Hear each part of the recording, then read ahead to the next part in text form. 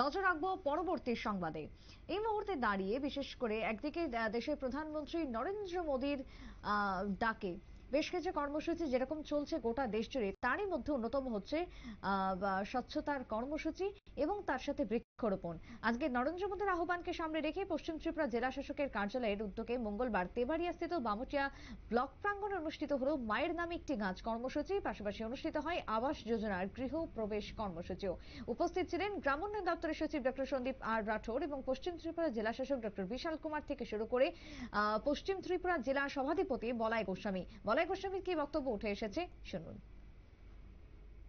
শ্রী নরেন্দ্র মোদীজির জন্মদিন, আমরা সবাই মিলে ওনার দীর্ঘায়ু কামনা করব এবং আরো বেশি করে উনি আমাদের মধ্যে থেকে যাতে করে ভারতবর্ষের উন্নয়ন এবং আমাদের যে স্বপ্ন ভারতকে আবার জগতের সেবার শ্রেষ্ঠ আসনে নিয়ে যাওয়া, সেই কাজ আমরা করব। আজকের এই যে গাছ লাগানো মায়ের নামে, আমরা প্রত্যেকেই এই যে সিজন আমরা ছোটবেলায় দেখেছি, এই সময়ে বন দপ্তর থেকে বন মহোৎসব করা হতো। তো এটাও আছে, বন বিভাগও করছেন। তো তার মধ্যে rural department, RD department specially, এবং এই আহ্বানটা আমাদের ভারতবর্ষের যশস্বী প্রধানমন্ত্রী নরেন্দ্র মোদীজিরও ছিল, মায়ের নামে প্রত্যেকে আমরা যেন বাড়িতে একটা গাছ লাগাই। এই কর্মসূচি আমরা নিশ্চয়ই পালন করেছি।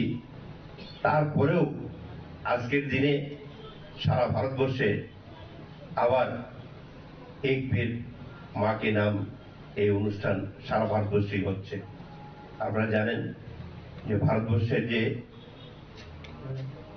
আবহাওয়া প্রকৃতি যেটা ছিল, দিনের পর দিন তার বিশেষ পরিবর্তন হয়ে যেগুলি আমরা কোনোদিন দেখিনি সেগুলিও নূতন করে আমাদের সামনে সৃষ্টি হচ্ছে।